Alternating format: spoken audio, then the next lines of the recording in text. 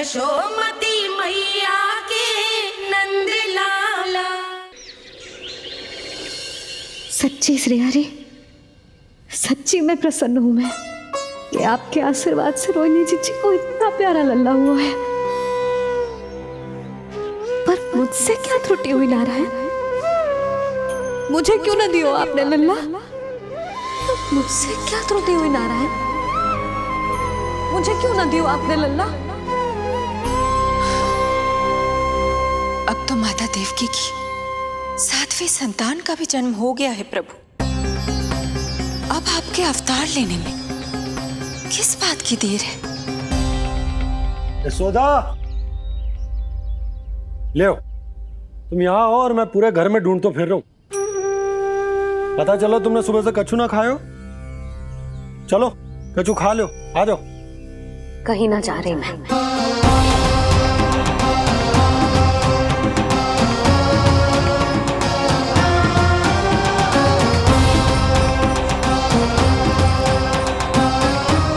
क्या हो वो? हरि को बांध के बैठी हूं। जब तक मेरे प्रश्नों के उत्तर ना देंगे, ना कहीं जाऊंगी, ना कछु खाऊंगी। कौन से प्रश्न और कैसे उत्तर? गोकुल की प्रत्येक स्त्री को ममता का वरदान दिया है आपने, तो नारायण मुझसे ऐसा कौन सा अपराध होगा कि आपने मुझे अभी तक इस सुख से वंचित रखा है?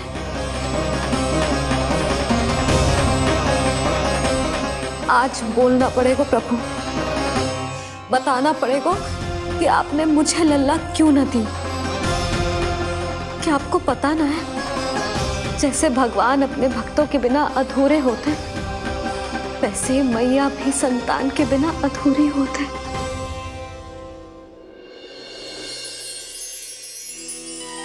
साचा सुमिरन सबसे हरि को, साचा है हरि नाम, जिनकी कृपा से बन जाती है सबके बिगड़े काम। साचा सुमिरन। प्रभु, मैया यशोदा उसी वेदना का अनुभव कर रही है जिसका अनुभव उन्होंने पिछले जन्म में माता धारा के रूप में किया था। आपका कथन सत्य है देवी। अब मैया यशोदा को उनके कष्ट से मुक्ति दिलाने का समय आ गया है।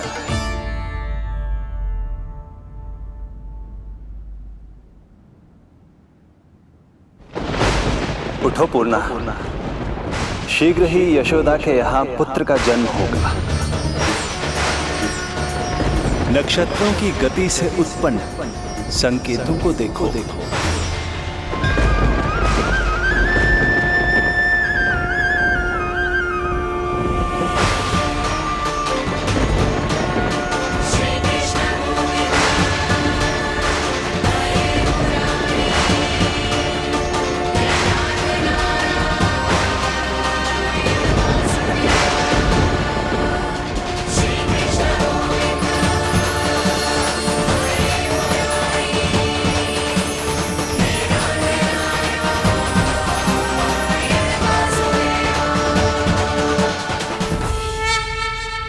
इतने विशेष कार्य के लिए इनका चुनाव।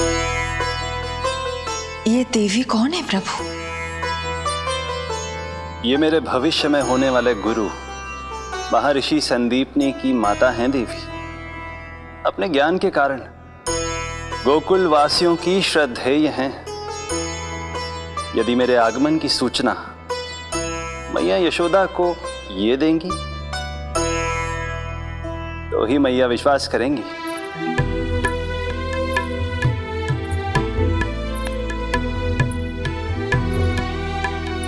आंगन खाली, आंचल खाली, सूखे उपवन की मैं माली।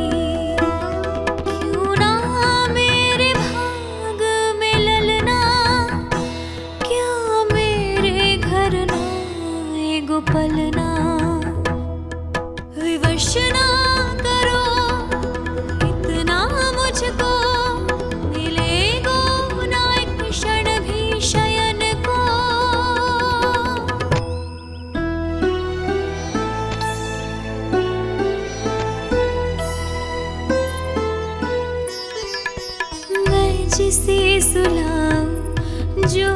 मुझे जगाए, प्रभु दे दो ना वरदान, साचा सुमीरन।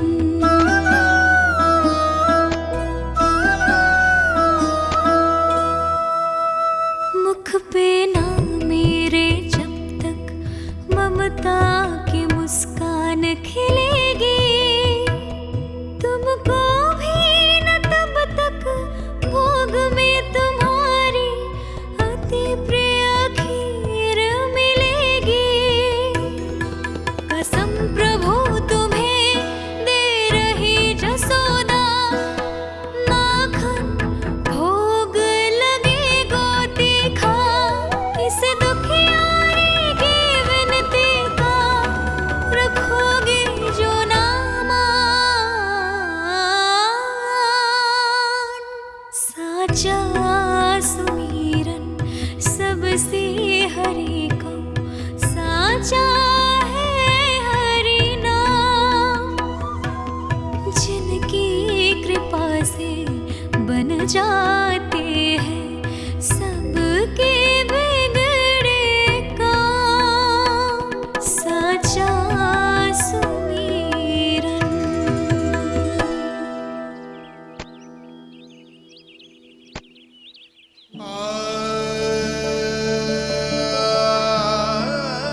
यशोदा, मैं तुम्हारी व्यथा समझ रहा हूं, पर खाना छोड़ना अच्छी बात ना है। श्री हरि तुम्हारी पुकार अवश्य सुनेंगे, भरोसा रखो। लो कछु खा लो। भगवान से हट करना सही बात ना ही यशोदा। भूखे प्यासे रहे प्राण देने हैं क्या? यशोदा,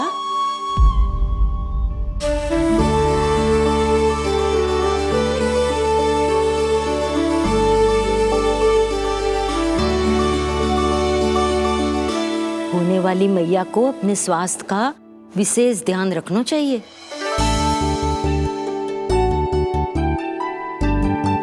खाना खा, भौचक देखती मती रहे, विश्वास कर।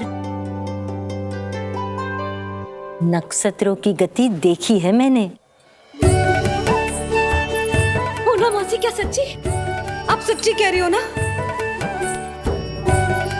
भाद्रपद माह की अष्टमी तिथि को रोहिणी नक्षत्र में, जब सूर्य सिंह राशि का होगा और चंद्र वृषभ राशि का, तब मध्य रात्रि तेरे लल्ला का जन्म होगा।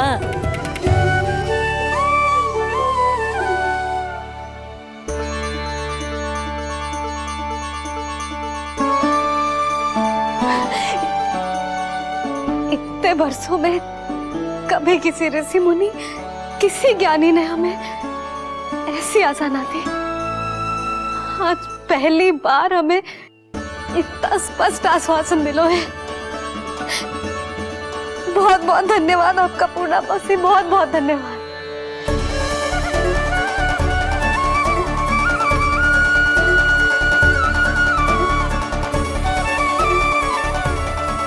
ना, मौसी को धन्यवाद ना देते लाली, मौसी से आशीर्वाद लेते हैं। ला लड्डू ला।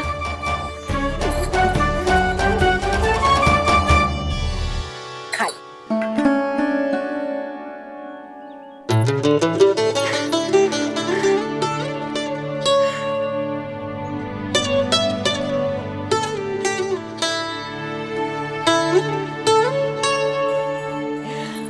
बस अब तुझे केवल उस क्षण की प्रतीक्षा करनी है। मैं मैया बनने वाली हूँ। सुना आपने, मैं मैया बनने वाली हूँ, आप बाबा बनने वाले हैं।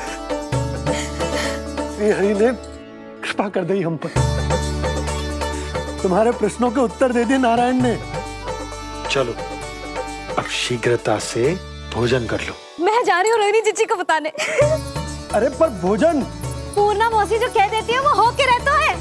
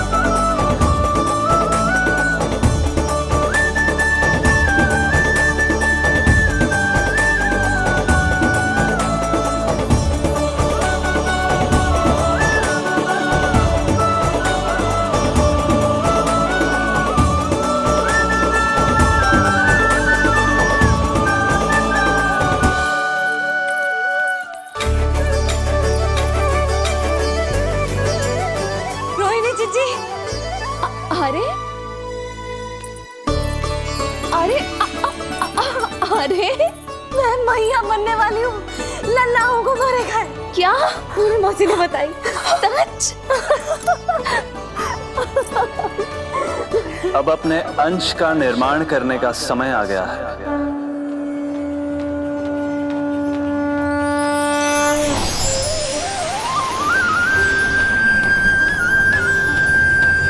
वसुदेव सुतं देवं कंसचाणूरमर्दनम्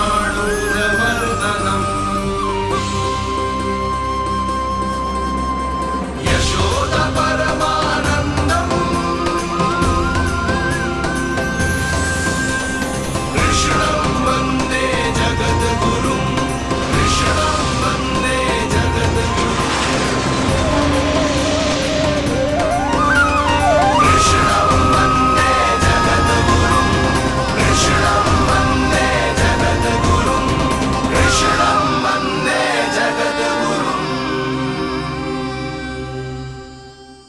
कृष्ण कृष्ण कृष्ण कृष्ण कृष्ण कृष्ण कृष्ण कृष्ण।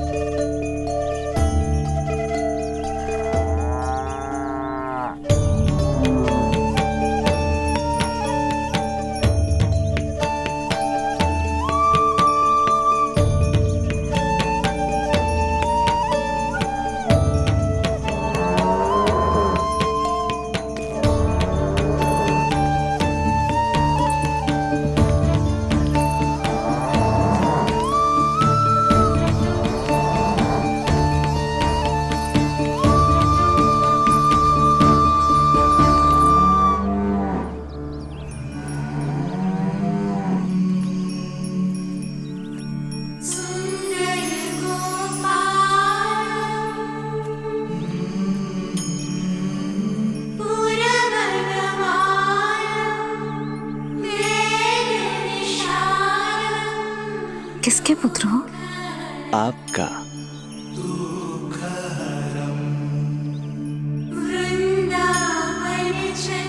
आपकी गोद में शीघ्र ही खेलने के लिए मैं आतुर हूं मैया।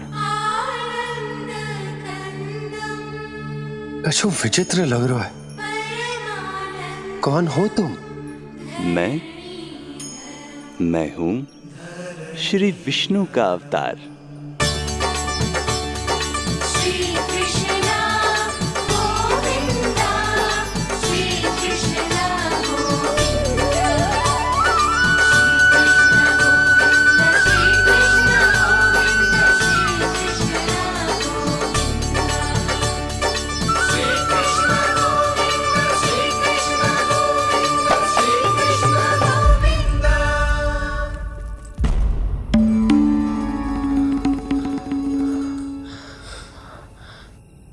मैंने अभी एक स्वप्न देखा।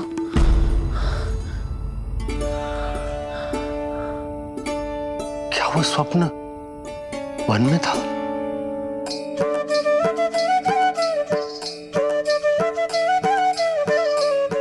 क्या मैं सत्य में श्रीमन नारायण की मैया बनने वाली हूँ?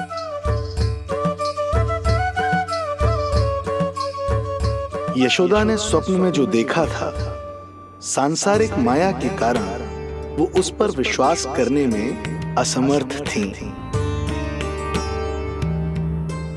मुझे भरोसा ना हो रहा है। ये तो संभव ही ना है। मैं श्रीमन नारायण की मैया कैसे बन सकती हूँ? परंतु स्वप्न इतना सच्चा, इतना वास्तविक था यशोदा। ऐसा लगो जैसे स्वप्न ना है,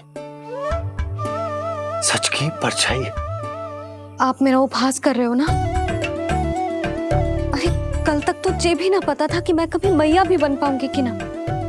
और आज आप कह रहे हो कि श्रीमन नारायण स्वयं मेरी कोख से जन्म लेंगे।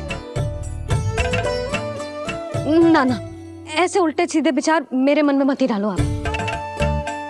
मैं तो साधारण सी स्त्री हूँ जो बस एक सामान्य सी मैया बनना चाहती है। मुझे तो बस एक सामान्य सा लल्ला चाहिए, छोटा नटखट प्यारा सा मेरा बाल गोपाल। मेरा लाडला होगा वो, मेरा राज दुलारा, मेरी आंखों का तारा।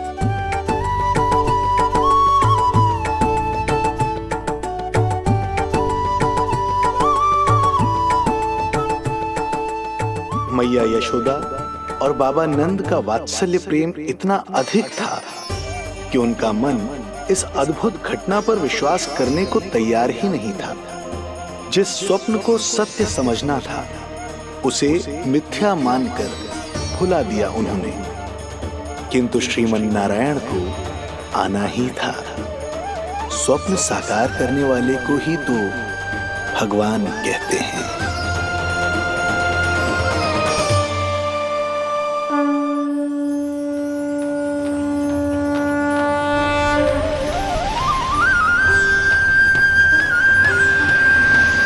वसुदेव सुतं देवं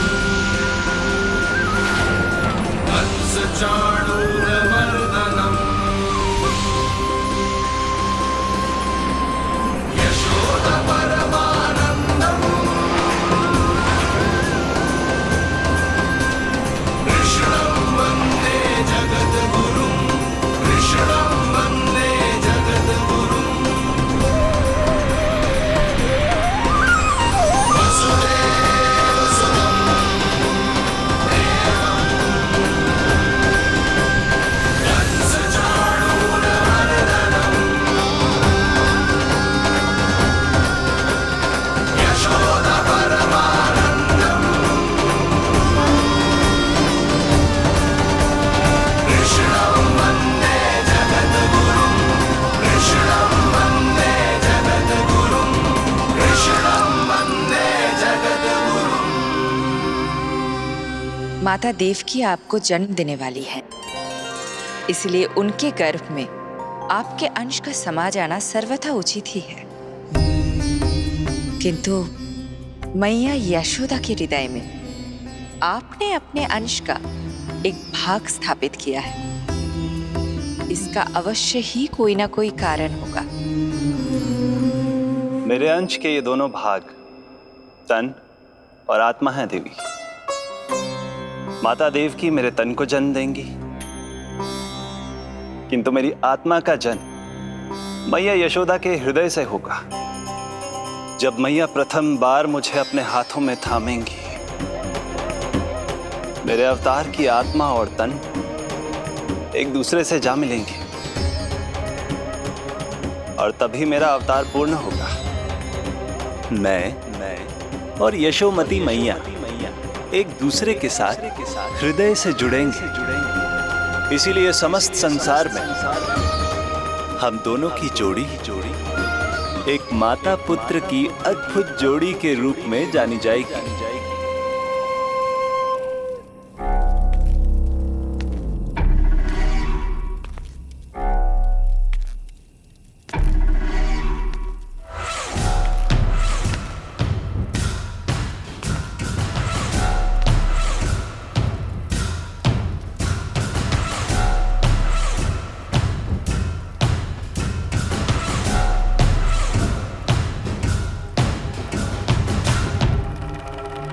अच्छे कर्म करने वाला व्यक्ति भले ही कितनी भी विपत्तियों से क्यों ना घिरा हो, वो शांतिपूर्ण गहरी निद्रा में सो पाने में सक्षम होता है। किंतु यदि कोई व्यक्ति दुष्ट हो, क्रूर अत्याचारी हो या चोरी, हिंसा, हत्या जैसे जघन्य अपराध करता हो, तो फिर भले ही उसके पास कितनी भी संपत्ति और शक्ति क्यों ना हो, वो कभी शांतिपूर्ण निद्रा में नहीं सो पाता।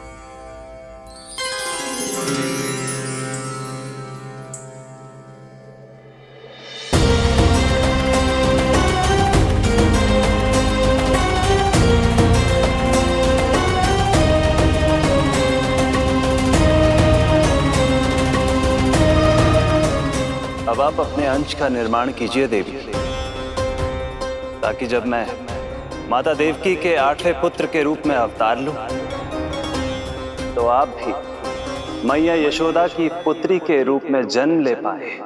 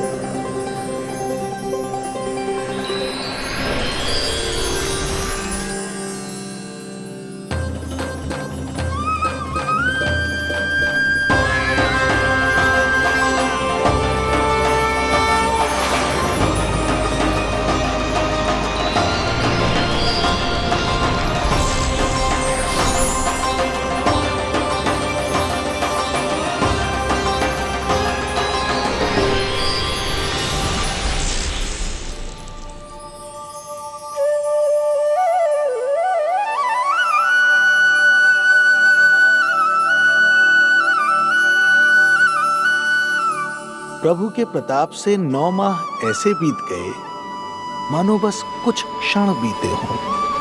देखते ही देखते वो शुभ घड़ी, मैया यशोदा के लल्ला के जन्म की घड़ी आ गई।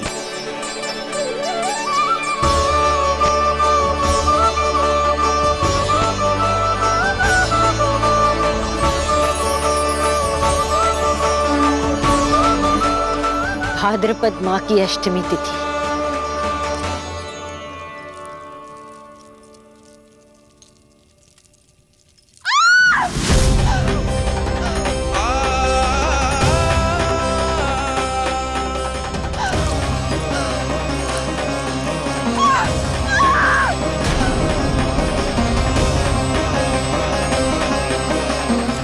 स्वामी, लगता है प्रसव पीड़ा आरंभ हो गई है। देवकी, संभालो अपने आप को, धीरज रखो। जी जी। यशोदा, दाई माँ।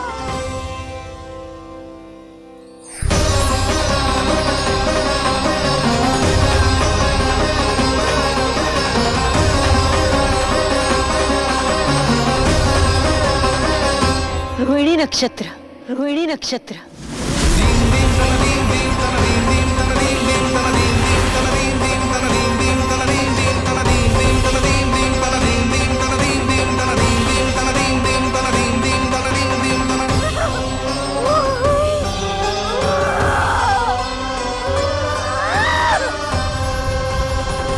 सूर्य सिंह राशि में और चंद्र वृषभ राशि में। यही तो है अधर्म के विनाश और धर्म की स्थापना का संकेत। देवकी, तुम चिंता मत करो, सब ठीक हो जाएगा। किंतु कैसे स्वामी?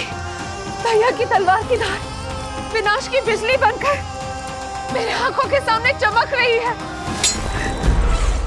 देवकी, तुम विश्राम करो।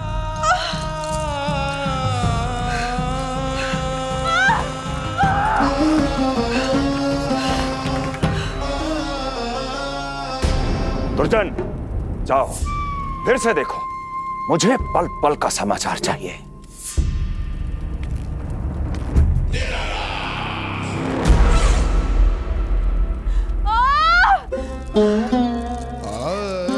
जैसे ही मेरा पुत्र मेरे सुरक्षित कोख छोड़कर इस संसार में आएगा, भैया कंस मेरी ममता को मिले इस वरदान को मुझसे छीन लेंगे। चिंता मत करो देवकी, ये हमारा 8वां पुत्र है। यदि हमारे जीवन में कंस के दिए दुखों की धूप है, तो श्री हरि की भक्ति की छाया भी है। आकाशवाणी का स्मरण करो। आप स्मरण कीजिए, कितनी क्रूरता से भैया ने हमारी सभी संतानों का जीवन प्रारंभ होने से पहले उनको नष्ट कर दिया। मुझे भय लग रहा है, कहीं मैं इसे भी ना खो दूं।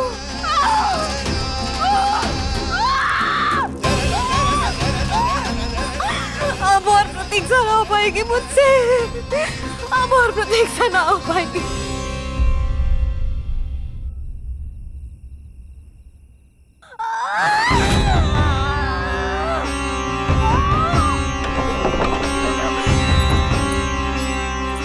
हम यशोदा को खो देंगे नंद भैया।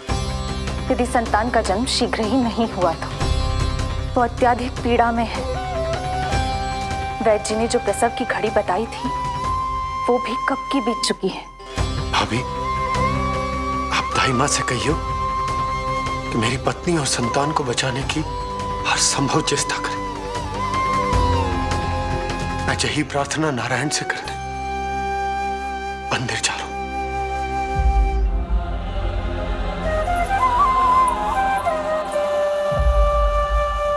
प्रभु, मैया योग माया को जन्म क्यों नहीं दे रही है?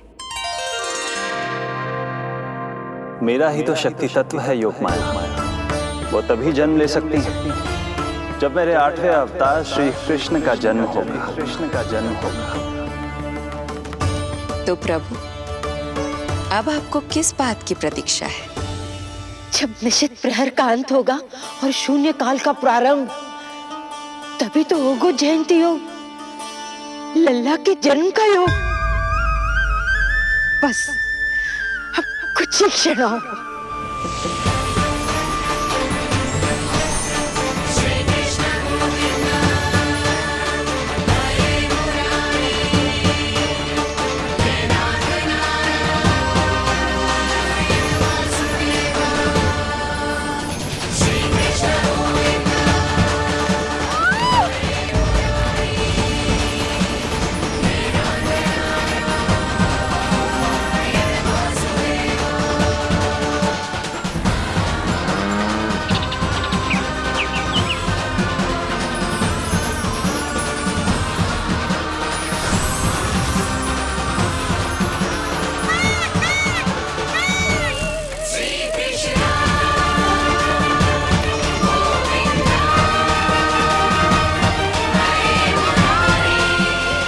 इस युग की सबसे शुभ घड़ी आ गई।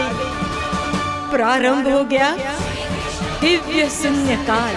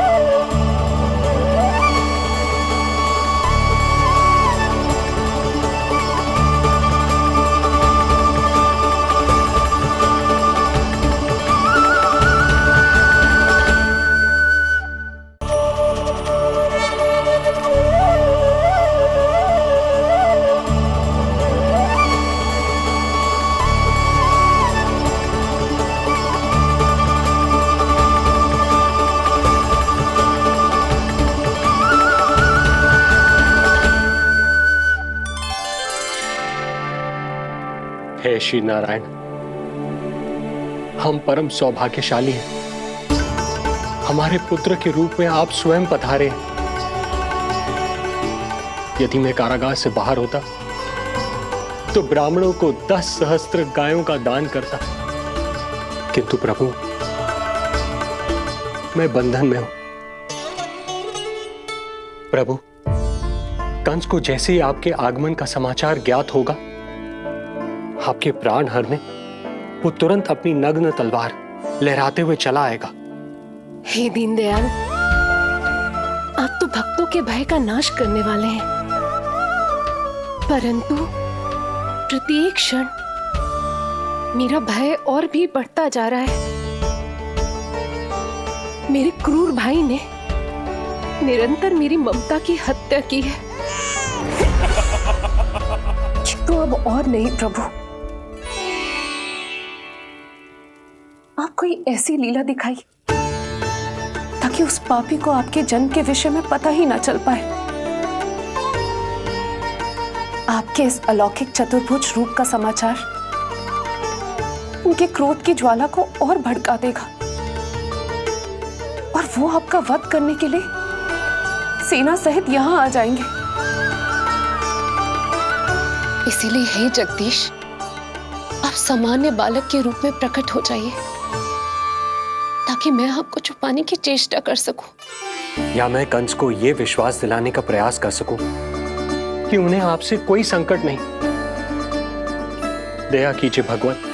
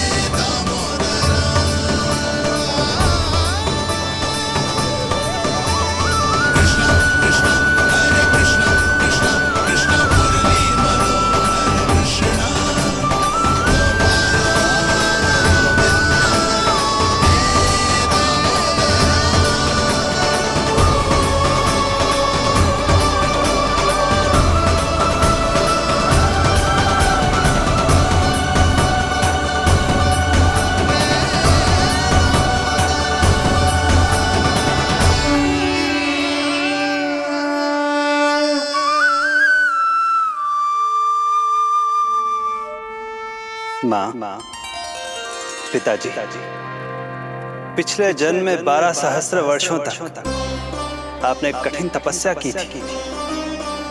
मूसलाधार वर्षा, घनघोर आंधी, चिलचिलाती हुई धूप और अस्थियां जमा देने वाली ठंड, सभी कष्ट सहे थे आपने, केवल इसलिए कि आप मुझे पुत्र रूप में प्राप्त कर सके। और आज जब मैं आपके सामने हूं तो आप कंस के भय से व्याकुल हैं और पुत्र के रूप में एक सामान्य बालक चाहते हैं। मेरे माता पिता होने के नाते आपकी इच्छा का पालन करना मेरा कर्तव्य है। मैं एक सामान्य बालक का रूप धारण करूंगा। आपको मेरे लिए चिंतित होने की और कंस से भयभीत होने की आवश्यकता नहीं। मेरा जन्म पृथ्वी पर धर्म को पुनः स्थापित करने के लिए ही हुआ है, किंतु अभी समय कम है। यशोदा रानी की चेतना जा रही है, ये इनके प्राणों के लिए शुभ संकेत नहीं है। यशोदा, आंखें खुली रखो। यशोदा, यशोदा आंखें खुली रखो।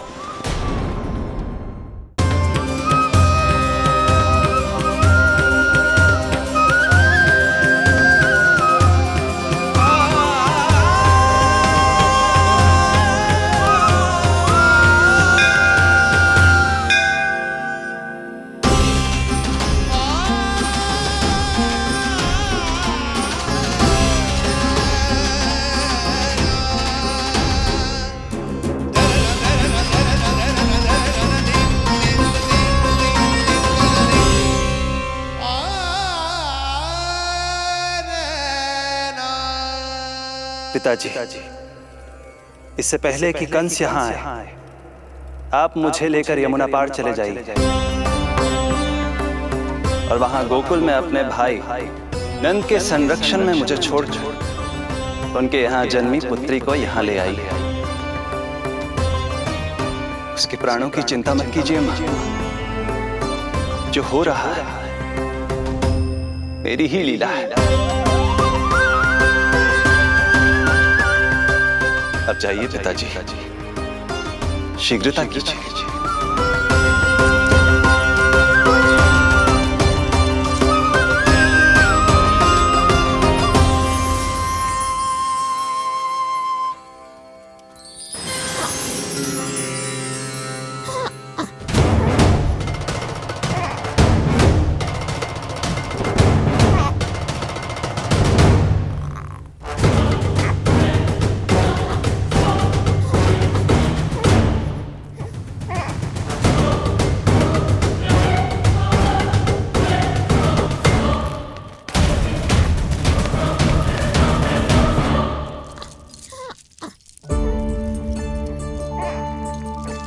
प्रभु, प्रभु क्या करना है ये तो आपने बता दिया, किंतु कैसे करना है ये नहीं बताया। पेड़ियों में जकड़ा हुआ हूं, कारागार से बाहर कैसे जाऊंगा? यशोदा, बस थोड़ी देर और धैर्य रखो। अब और प्रतीक्षा ना हो पाएगी मुझसे, अब और प्रतीक्षा ना हो पाएगी। अब और अधिक प्रतीक्षा आपको करनी भी नहीं पड़ेगी मैया, पड़ेगी मैया।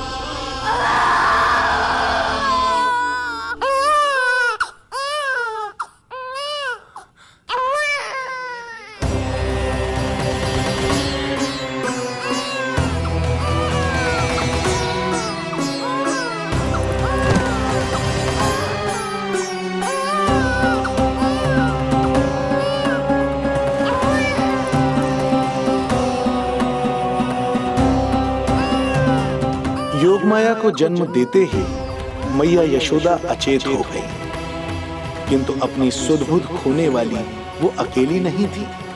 इससे पहले कि कोई नन्ही योगमाया को दृष्टि भर कर देख पाता, संपूर्ण गोकुल उनकी किलकारियों के प्रभाव से गहरी निद्रा में सो गया। योग माया को जन्म दे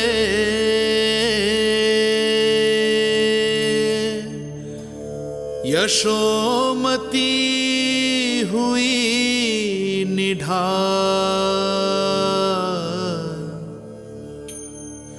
कोख जनी ना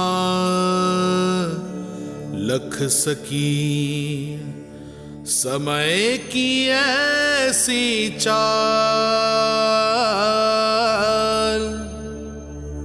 समय की ऐसी चाल।